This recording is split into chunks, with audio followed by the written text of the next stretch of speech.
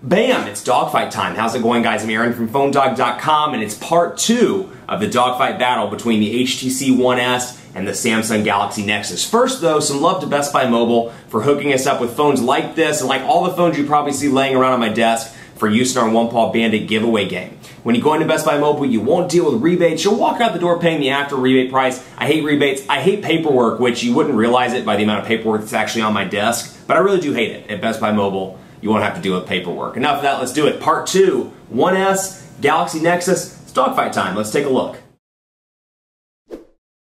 Part 2 of this dogfight battle, let's just start out by taking a look at some of the speed tests. We'll start out with quadrant standard, and then we'll jump into the browser from there, assuming I remember that I said we were going to jump in the browser. All bets are off. You never know with me. It's 4 o'clock in the afternoon. I haven't had enough coffee today. You never quite know. Let's talk a little bit about call quality on both of these, though. They're both pretty decent. The call quality is nice and loud. The speaker, for my deaf ears, I can hear out of the earpiece reasonably well. And speakerphone, I give a slight edge on speakerphone to the One S, but it's relatively decent on both. Where it is a little bit different battery life. You got a 1,650 milliamp hour non-removable battery over here, and you have a 1,750 milliamp hour removable battery on the Galaxy Nexus. Now you can get an extended option through some select retailers. I believe Negri Electronics was selling it for a while. NegriElectronics.com, N-E-G-R-I. It's a 2,000 milliamp hour battery, and it does add a little bit of bulk to the back, but overall gives you some pretty decent longevity. Now, I'm going to spoil it for you. Obviously, on quadrant standard, this one's going to come out a little bit ahead. It's got a dual-core Snapdragon S4 CPU. This one has a TI OMAP processor, a little bit older. It's clocked a little bit slower. That's something to keep in mind when you're looking between these two devices. But again, it's definitely a hardware versus a software battle here. And my theory with this has got the hardware. You can't really upgrade hardware on a device unless you're like overclocking it or you're rooting it, doing all that kind of stuff. I mean, I guess you can kind of theoretically, overclock, and that could be considered upgrading. But outside of that, to me, this is most likely going to get Jelly Bean. So, when you look at it like from a hardware versus software perspective, you can get Jelly Bean on this most likely in the next couple of months. That said, this has Jelly Bean now, and I'm as much of an instant gratification person as the next tech guy, so it's nice to be able to get it out of the gate right away, and the improvements to Jelly Bean are very nice. We'll talk about Google Now in just a bit. Quadrant standard here, 4,455, 2,240 over here. And before I jump out of this, let me finish what I was saying about battery life. Standby time's pretty impressive on the One S. I do notice that it takes its toll whenever you are, talking on a regular basis, surfing the web. When you're actually using the device, it goes down pretty quickly. But standby time's pretty decent. Over here, it's kind of decent across the board. I'd say with moderate use, I get anywhere from about 8 to 11 hours, depending on what your definition of moderate use is and what my definition of moderate use is that day. So, about the same. I will say standby time's better over here. I would give a slight edge in actual use time to the Galaxy Nexus. So, a little bit different depending on what you do with your device. If you're at work, you don't use it a whole lot, you rely on that standby time, this could be a good option for you. Then again, you can just pull out the battery and replace it on the Galaxy Nexus when you need to. With this one, you got to keep it on a charger. So if you're a road warrior, you travel a lot, you're in the office, keep a couple of chargers around, which I feel like I say that in every video. I actually do say that in every video, but it's very true. So I can't really lie there. So tools, let's load this up. Megabits per second. Let's change Wayne, New Jersey to Chester, South Carolina, and begin the test. HSPA plus 42 megabits per second capabilities over here on this device, and let's see how these load up on T-Mobile's HSPA plus network. So far, so good over here. Getting about 4.8 megabits per second. Again, this is during rush hour time in Charlotte. It's about 4 o'clock, so roughly rush hour time. And I've been pretty impressed with the speeds on both of these. 9.19 megabits over here. I've seen this go as high as 15 megabits per second in the Charlotte metro area, so it's definitely decent when all factors are considered in. So far, so good. Let's see what else we've got here.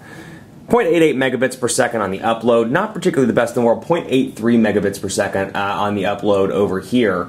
So again, uploads aren't that great, but you got 4.95 megabits per second over here, and then you got 9.19 megabits per second over here. So again, HSPA plus 21 megabits per second over here. So you do get HSPA plus significantly slower though than HSPA plus 42 megabits per second. So the theoretical peak here is higher than on the Galaxy Nexus. So that's something to keep in mind as well. This is something that I've noticed with HTC's UI, and this is just something that's kind of irritating with non-stock. Notice how the menu button on the Galaxy Nexus pops down here in the bottom with the back, the home, and the recent applications button. Well, obviously, you've got physical buttons down here, so it doesn't pop down like that. What it does is just kind of sits up here in the top like that. Now that's addressed, I believe, by a recent software update. I think HTC is rolling out a software update. I was trying to keep track of that earlier this week, and I want to say they're rolling out an update to fix that, and they are aware of it. So that's something to keep in mind as well. Camera, let's talk about that. 8 megapixel camera on the One S, 5 megapixel camera on the Galaxy Nexus. They're both decent for taking shots. Take a look at this one I shot the other day with text.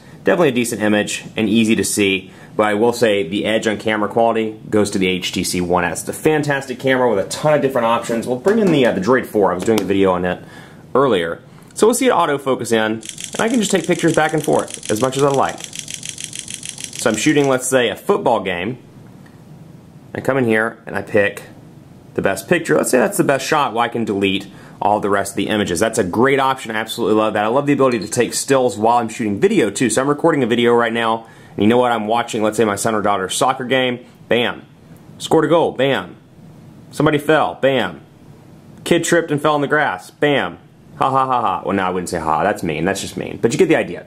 You can record that and use it like that. So it's a great camera, and the 8 megapixel camera rivals the iPhone 4S and the iPhone 4's camera as well. Fantastic. I should say 4S because it's 8 megapixel camera, but it rivals that. So in my opinion, HTC, a combination of HTC, Samsung with the Galaxy S3, and the iPhone 4S are the best mobile cameras on the market right now. Absolutely fantastic. This one, honestly, not as good. It does take shots relatively decently. We'll actually bring in the Droid 4 for comparison.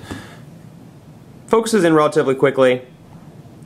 And overall, it looks decent. It's going to be decent. Now take a look at the Jelly Bean interface though here. Much like Windows Phone, you can scroll easily back and forth between the gallery and your active shot. So there are some nice improvements to the software. That said, it's not an impressive camera. So hopefully we'll get some devices soon that implement Jelly Bean's updates, maybe the Galaxy S3 for example, or the One S, the One X, that implement cool things like this, the software updates, with a much better camera. That said, you got your settings here. You can change stuff around. You can change the store location, the flash, the white balance, the exposure, and more. And of course the buttons go away, though you don't really obtain screen real estate if you saw that, because they go away, but they've still got little dots there where you can easily click on them and access those. So it's not like you gain the screen real estate there. The only exception you have to that is when you're watching YouTube. So I'll bring up YouTube, for example, and get the Droid 3 out of the picture. This is a Dogfight. Can't keep it in there too long. Okay, let's load up Phone Dog. Phone Dog. Man, I can't spell. Jeez. Phone Dog. Maybe it's just me. Maybe I'm just a bad typer. It's very possible. Photon Q 4G LTE unboxing, for example. Throw it over here into landscape mode, and you can see it does give you the full screen there, and then when you pause, it brings the buttons back. So you can take full advantage of the 4.65-inch display. Another thing I want to point out that's a feature in Jelly Bean that really makes this device just awesome is Google Now. Take a look at this, for example. It's much like Siri. I can come into Google Now. What's the weather in Charlotte, for example? Or I can say, Google Now. Wait, can't remember the actual. What's the weather like in Charlotte? It's 83 degrees and mostly cloudy in Charlotte. Or perhaps, when is the Democratic National Convention? Democratic National Convention begins Monday, September 3rd, 2012, and ends Thursday, September 6th, 2012. Should I come to the office during the Democratic National Convention?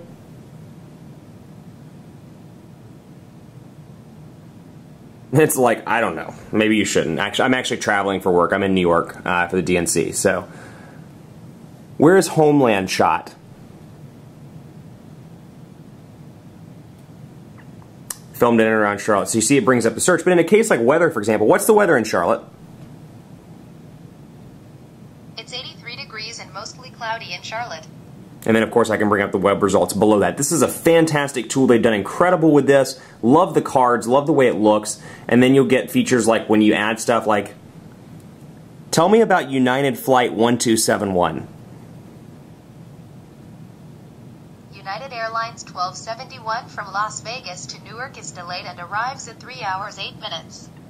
And so it'll predict this. So let's say I'm in, an airport or something, it'll predict my flight. So it's going to give me updates on flight 1271 all day long, but it's intended to be an intuitive search application, and it's absolutely fantastic. One of my favorite new features about Jelly Bean. Unfortunately, you don't get that in the One S just yet, but hopefully when it gets upgraded to Jelly Bean, you will get that feature. Lastly, I want to point out this.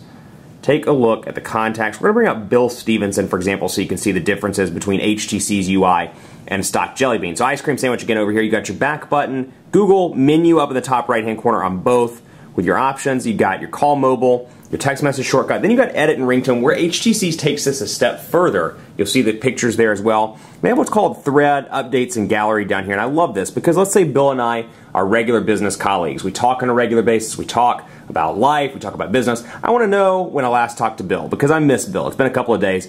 I can see my call history with Bill, my email with Bill, though unfortunately the API doesn't work with Gmail yet, so it's got to be an account that's set up through the actual email application. And messages. So it's like, when did Bill send me that message about getting crazy drunk after work? And it's like messages. Oh, he told me that Tuesday night. I missed it. Why did I miss it? I imagine this would be what would be going through my head if Bill were a real person and he actually texted me that. But that would show up right here in messages, and then I've got my updates here as well, and then my gallery where I can see pictures that are tagged with Bill in them. So great personal information management. This is one area where I feel like even the stock versions of ice cream sandwich and Jelly Bean are severely lacking. You got something awesome like Google Now. I'd love to see some sort of integration there with my personal information management stuff. That'd be fantastic. So it's a tough call like any other Dogfight. These are awesome devices, and even though the Galaxy Nexus is a little bit long in the tooth in terms of specs, there have been several devices released since. That said, it's awesome because of adding Jelly Bean and because it's the only device. I shouldn't say it's the only device. There are several devices now that have received Jelly Bean, but the only device that I can buy unlocked for $350 and throw it on my T-Mobile or AT&T account and get Jelly Bean right now. It's pretty cool. That said, the winner of the Dogfight, the HTC One S, because the feature kit here is much better. You get a dual-core S4 processor, you get a better, significantly better camera, build quality is a little bit better, so I should say significantly better. I love the metal, although the battery is non-removable, keep that in mind. And you get HSPA plus 42 megabits per second, so all around, it's a better option, and keep in mind it's likely going to get Jelly Bean. So it's one of those things, specs will never change. This is always going to have the same display, the same camera. This is most likely going to get upgraded to Jelly Bean, so you'll be able to benefit from most of those features that we talked about on the Galaxy Nexus. Much more coverage to come on PhoneDog.com. Keep it locked on the site. Be sure to follow us on Facebook, Facebook.com/PhoneDog. Hit me up on Twitter too. Let me know what you think of both of these devices. Does Jelly Bean trump the One S? Does the One S's features trump Jelly Bean? Are there not much of a difference between ice cream sandwich and Jelly Bean? Love to hear from you. PhoneDog_Aaron on Twitter, Facebook, Facebook.com/PhoneDogAB. And stay tuned for our next giveaway. The greatest tech giveaway ever 2 is getting ready to start up. Thanks so much for watching. We'll see you next time.